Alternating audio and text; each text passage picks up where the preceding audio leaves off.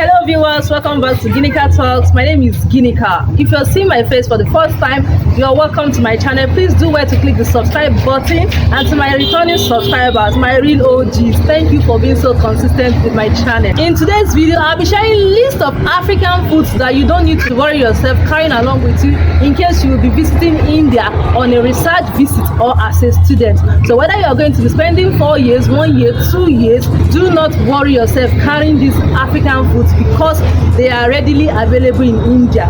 I'm sorry for the noise in my background. I'm currently at Okra State University, Malete, so I just thought I should shoot this video quick. I don't want to forget it. Some of these food might be peculiar to only we Nigerians, the Igbo tribe precisely. I'll be starting off with what we refer to as Ede, Cocoyam.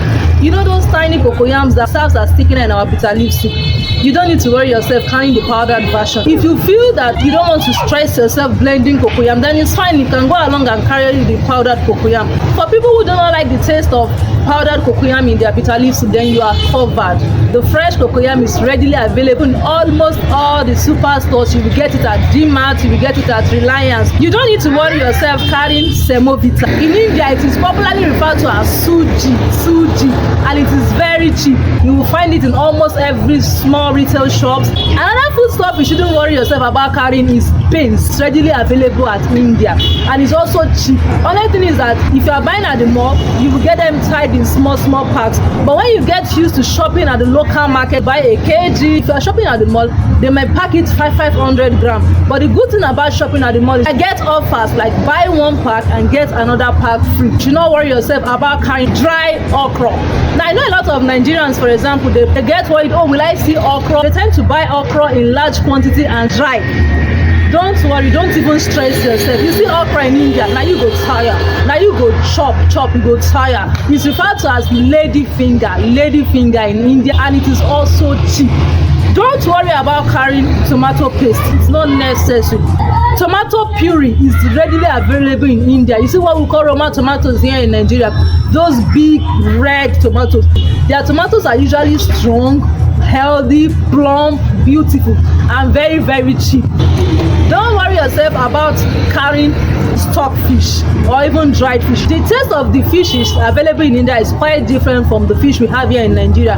So because of taste wise, then you might choose to come with your own dried fish. For example, you are studying for 4 years. No matter the quantity of dried fish you come with, it might still finish, right? You can easily go to fish market. Fish markets are abundant in India. They are not scarce, and fishes are very cheap. The good thing is you can just demand for certain kg or tell them how much what you want to buy, and they have a way of measuring to give you. When you buy these fishes, you can go ahead and dry it in your oven to make your smoked or dried fish that we normally use in preparing our African soups. Now let's talk about vegetables. While it's okay to come with bitter leaf, dried, I saw abundant green. What Yoruba call efo tete. Igbos refer to it as green. The English name is amaranthus green. It wasn't scarce. I was always making efo riro. You see sweet potatoes and Irish potatoes, they're not they find them there. Plantains too are readily available. At least where I was in Pune, I was getting a bunch of about 5 pieces of plantain for as low as 100 rupees and sometimes 80 rupees. Plantains are actually brought from Kerala. Kerala is another city in India which is very far from Pune where I stayed in. So because of the distance from Kerala to Pune, plantain was quite expensive in Pune. But I didn't feel 100 rupees was expensive. It was still okay for the size of plantains I was getting. But in Kerala, where it is coming from, I was told that size we are buying 100 rupees in Pune was even less than 50 rupees. Don't disturb yourself carrying your Nigerian noodles, maybe your Indomie. It's not necessary. You will find a lot of noodles. Most popular noodles in India, I think, is referred to as Maggi, but the tastes are also very great. I did not miss Nigerian noodles. The only thing I would say I miss is our Nigerian pasta. Yes, why they have a variety of pasta available for purchase, but you know the long one that we popularly refer to as spaghetti here, I did not see anyone that was exactly like our own Nigerian spaghetti. Instead, I was seeing those thinner ones that look like rice sticks. When I went on vacation in Bagdogra, Darjeeling to be precise, in case you have not seen that video where I talked about my vacation, I'll link it somewhere here, so please go ahead and watch it. I saw in their bazaar some retailers that were selling egusi. So I have never seen egusi in Pune where I came from. But I already came with more than enough egusi to last me for a year, so I didn't bother buying. Egusi is the melon seed. It's not really popular in India, but in case you're visiting Bagdogra, then you might be fortunate to see egusi. See, in India, they have plenty raw cassava, and they are very cheap. So you can just buy this raw cassava, peel it, grind it, and then you make your fufu quietly, easily done. So please, you will not miss fufu. Another thing you're not going to miss in India is pepper. I used to hear people that visit maybe UK complain that, oh, their pepper is not hot, bring a lot of dried chili pepper. You don't need to bring a lot of dried chili to India, because you see that they are growing chili spicier than the spiciest pepper you know. Just wait for it to get ripe and you blend it and you get your hot pepper. You will not miss pepper in India because they have very hot chili. Another thing you don't want to bother yourself packing too much of it in your luggage while visiting India is seasoning cubes. Yes, whether your normal ghee or your star or your terra chicken, don't stress yourself. Indians have a lot of spice. You see those their masala, they are very tasty. The only exception to this is for those of us that are Nigerians that make soups, and by soup I mean our melon soup, ogbono soup, bitter leaf soup that we use in taking swallow. You may want to come with maybe a particular seasoning that you feel you use in cooking your soup, like the knorr, because most of these Indian masalas may have ginger and garlic infused in them, and you may not really like their taste in your soup. So for the sake of cooking your soup, then you might want to come with some knorr seasoning or magista just for your soup.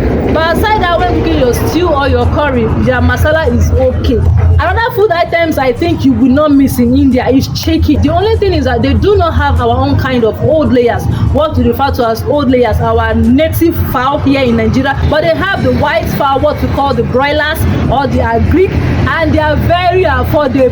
And you don't need to buy a full chicken in India. You don't even need to buy up to a kilo. Back then when I was buying, I think a kilo was as low as 180 rupees. So even if I want to buy, for example, 50 rupees worth of chicken, I can just meet the seller and say I only want 50 rupees. They are killing the chicken there for you fresh, plucking out the feathers and cutting it for you. And Indians, they love to remove the skin from their chicken a lot. I don't know why, but I like eating my chicken with skin. Do you like eating your chicken with the skin on it? I even preferred cooking with chicken, and because there was plenty chicken, I didn't miss beef. Though there is beef in India, but not the cow that we are used to here in Nigeria. What they refer to as beef there is the meat gotten from sheep or mutton, because Indians do not eat cow meat. So please kindly respect their religion if you're visiting there, and do not bother requesting for cow meat. They also have goat meat. So in case you're somebody that likes goat meat a lot, goat meat is readily available. Just that purchasing goat meat may be a little bit pricey compared to buying the regular chicken. Wheat and flour are surplus and very cheap. I often made chin-chin, meat pie, buns, donut, and paired with oats, which was also very cheap.